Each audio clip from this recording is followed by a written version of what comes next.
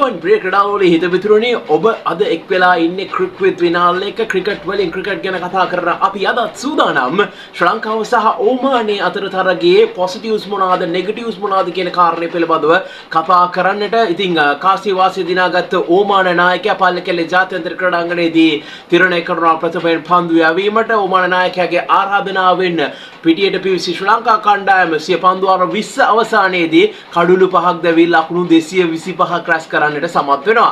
විශේෂයෙන්ම අපිට සාර්ථක ආරම්භයක් ලැබුණේ නැහැ. අපි ආරම්භක ප්‍රතිකරණයේ යම් ප්‍රශ්නයක් තිබෙනවා කියන කාරණේ පිළිබඳව ඔබට සඳහන් කළා. ඒ අනුව එයට අපිට පිළිතුරක් ලැබුණේ නැහැ. නිසි පිළිතුරක් ලැබුණේ නැහැ. ඕමාන තරගයේදී කමෙල් මිෂාර පන්දු 7කදී ලකුණු 8කට දැවී ගියා. විශේෂයෙන්ම මේ අවසන් තරග කිහිපය තුලදී ඔහුගේ අසාර්ථකත්වය නැවත වරක් පෙන්눔 කරමින් තමයි ඔහු ඒ ආකාරයට දැවී ගියේ. ඒ වගේම තමයි ශ්‍රී ලංකාවේ බලාපොරොත්තු සහගත තබාගෙන තින්න පිතිකරුවා නැත්නම් බලාපොරොත්තු තබාගෙන ඉන්න පිතිකරුවෙක් වන පැතුම් නිස්සංක පන්දු 11කට ලකුණු 13ක් පමණයි ලබා ගන්නේ. හැබැයි කුසල් මෙන්ඩිස් නම්බර 3 පිතිකරුවා විදිහට ඇවිල්ලා ලකුණු 61ක් රැස් කරමින් වගකීම් සහගත ඉනිමක් ක්‍රීඩා කළා කිව්වොත් නිවැරදි. පසුගිය තරගය තුලත් වගකීම් සහගත ඉනිමක් ක්‍රීඩා කළා. මෙවර තරගය තුලත් ඉතාමත්ම වගකීම් සහගත ඉනිමක් ක්‍රීඩා කළා. විශේෂයෙන්ම කියන්නට ඕනේ අපි සඳහන් කළා කුසල් මෙන්ඩිස් මේ වගකීම ගන්න ඕනේ, ඩීප් බැට් කරන්න ඕනේ කියලා. ඔහු ඒ වගකීම ඒ ආකාරයටම ඒ පරිදිම ඔහුගේ වගකීම තේරුම් අරගෙන කටයුතු කරා කියන කාරණේ සඳහන් කරන්න ඕනේ. ඒ වගේම පවන් රත්නායක සිය මංගල T20 අර්ධ ශතකයේ රැස් කරමින් පන්දු 28කදී ලකුණු 60ක් රැස් කරන්න සමත් වෙනවා. ශ්‍රී ලංකාව වෙනුවෙන් ලෝක කුසලාන තරගයකදී වාර්තා කරපු තුන්වෙනි වේගවත්ම අර්ධ ශතකයේ පන්දු 28කින් ලකුණු 60ක් ලබා ගනිමින් පවන් රත්නායක තමන්ගේ නම ඉදිරියේ ලියා තබා ගන්නට සමත් වෙනවා. දසුන් ශානක ලකුණු 4 හිටපු ක්‍රීඩකයෙක් නෙවෙයි. හැබැයි මේ තරගය බොහෝ දෙනෙක් සඳහන් කළා දසුන්ට ලකුණු 4ට එන්න හොඳ අවස්ථාවක් කියලා. ලකුණු 50ක් වාර්තා කරනවා පන්දු 19කදී දැවි යනවා 20 වෙනි පන්දුවේදී Taman මුහුණ දීපු ශ්‍රී ලාංකේය ක්‍රීඩකයෙක් T20 තරගවලදී වාර්තා කරපු වේගවත් අර්ධ ශතකයේ වාර්තා කරන්න දසුන් ශානක සමත් වීමත් ඉතාමත්ම වැදගත් කාරණයක් විදිහට අපිට හඳුන්වන්න පුළුවන්. විශේෂයෙන්ම අපි ගත්තොත් ඉන්නේ එහෙම රමනාන්ද පන්දු යැවීමේදී ලකුණු 41කට කඩලු දෙකක් දවා ගන්නවා. පිළිතුරින්ම ක්‍රීඩා කරන්න පිටියට පිවිසි ඕමාන කණ්ඩායමට ලකුණු 226ක ඉලක්කයක් ලැබුණත් ඔවුන් පන්දු අර 20 අවසානයේ කඩු 9ක් දෙවි ලකුණු 120ක් පමණයි රැස් කරන්නේ. එතෙන්දී නදීම් නොදෙවි ලකුණු 53ක් රැස් කරනවා පන්දු 56කදී.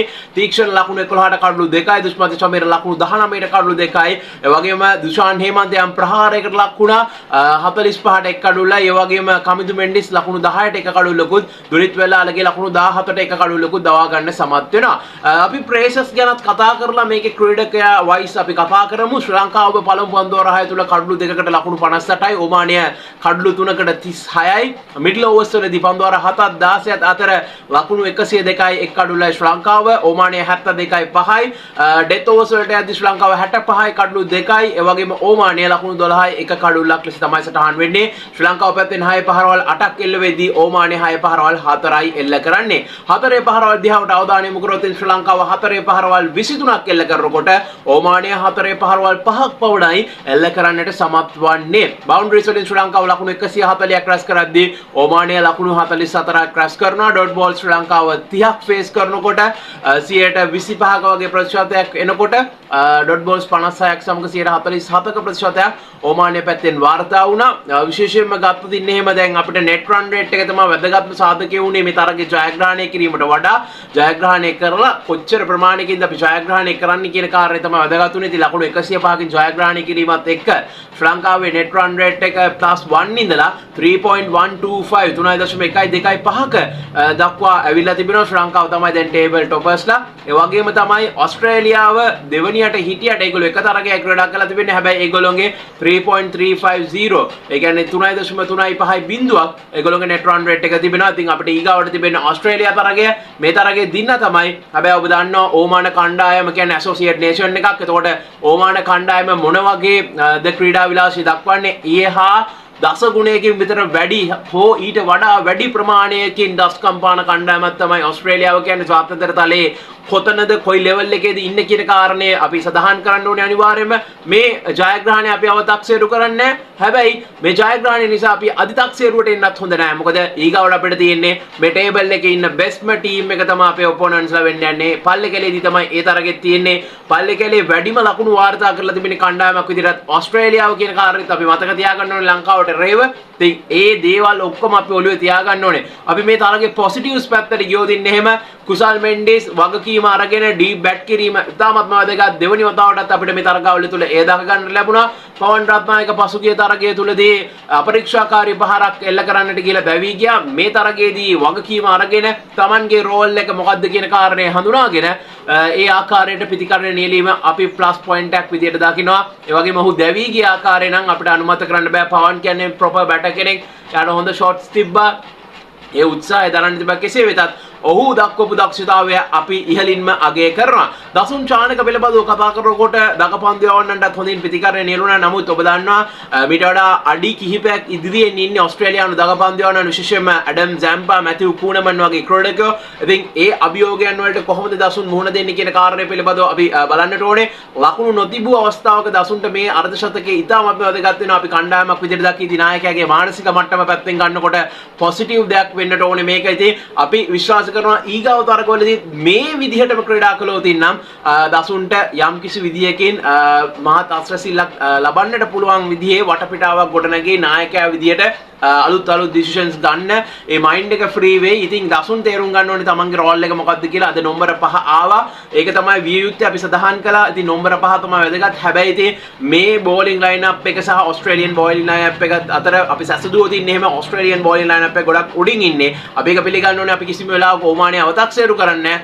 නමුත් සඳහන් කළ යුතු කාරණේ සඳහන් කරන්නට ඕනේ. කෙසේ වෙතත් දසුන් චානක දැන් මේ ෆෝම් එක කන්ටිනියු කරන්න ඕනේ. ඕස්ට්‍රේලියාවට තමයි මේ හැම ක්‍රීඩකයෙක්ම ලකුණු රැස් කරන්න උත්සාහ කරන්න ඕනේ. පොසිටිව් එකක් විදිහට මේක අරගෙන පොසිටිව් ඉම්පැක්ට් එකක් විදිහට මේක අරගෙන ඒක තමයි විය යුත්තේ. ඉතින් අපේ පන්දු යැවීම පැත්තෙන් ගත්තොත් තීක්ෂණයට ප්ලස් පොයින්ට් එකක් දෙන්න ඕනේ. වනිදු නැති වෙලාවේ ඒ රෝල් එක ප්ලේ කරාට විශේෂයෙන්ම වගකීම අරගෙන.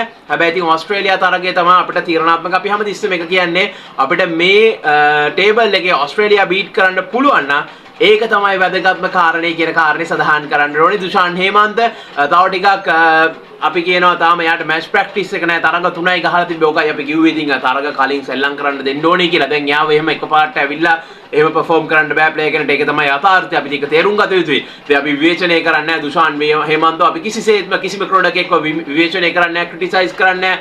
අපි ස්ටැට්ස් වලින් තමයි කතා කරන්න කියන එක ඔබ දන්නවා. අපිත් එක්ක එකතු වෙලා ඉන්න ඔබ හැමදාමත්ම අපි මේ විදිහටයි කතා කරන්නේ. ක්‍රිකට් පැත්තෙන් තමයි අපි කතා කරන්නේ. ඉතින් ඒ නිසාවෙන් හේමන්ත ඉදිරියට යද්දී ටෝර්නමන්ට් එකේ හොඳට perform කරයි කියන කාරණේ තමයි සඳහන් කරන්නට තිබෙන්නේ. අපි විශ්වාස කරනවා හේමන්තව. ඒ වගේම තමයි විශේෂයෙන්ම සඳහන් කරන්න ඕනේ කුසල් මෙන්ඩිස්ගේ වගකීම ගත යුතුයි. පැතුම් නිස්සංකත් ඕස්ට්‍රේලියා තරගයේ ඉතාමත්ම තීරණාත්මක තරගයක් ඔහුට වේවි. අපි විශ්වාස කරනවා ඕස්ට්‍රේලියා තරගයේදී යම් වෙනසක් වේවි කියලා ආරම්භක ප්‍රතිකරණේ. මොකද ඕස්ට්‍රේලියාව කියන්නේ සෙල්ලම් කණ්ඩායමක් නෙමෙයි කියන එක අපේ වචනෙන් සරල වචනෙන් කියන්නට ඕනේ. අපිට එහෙම රිස්ක් එකක් ගන්න බෑ. ඉතින් ඒ නිසාවෙන් පරිණත ක්‍රීඩකයෙක්ව එතනට යොදාගත යුතුයි කියන එක අනිවාර්යයෙන්ම සඳහන් කරන්න ඕනේ. අපි බලමු කොයි ආකාරයටද මේ දේවල් වෙන්නේ කියලා. අපි දැනට ඉන්නේ ටේබල් ටොපර්ස්ලා විදිහට. ඉතින් අපි බලමු කොයි ආකාරයටද මේ දේවල් වෙන්නේ කියලා. අපි සුබ ප්‍රාර්ථනා කරනවා ශ්‍රී ලංකා කණ්ඩායමට ඉදිරි තරග ජයග්‍රහණය කරලා සුපර් 8 වටේට තේරෙන්නට ලැබෙන්නට කියලා ප්‍රාර්ථනාවත් එක්ක අපි දැනට සමු ගන්නවා. රැඳී සිටින ක්‍රිකට් විද්‍යානාල එක්ක ක්‍රිකට් වලින් ක්‍රිකට් ගැන කතා කරන්න අපි මේ ලෝක කුසලානිය විතරක් නෙමෙයි දිගටම සූදානම් වෙ සිටිනවා. ඒ දේ ගියලන්න සුළුදනටම ජය වේවා කියලා ප්‍රාර්ථනා කරනවා.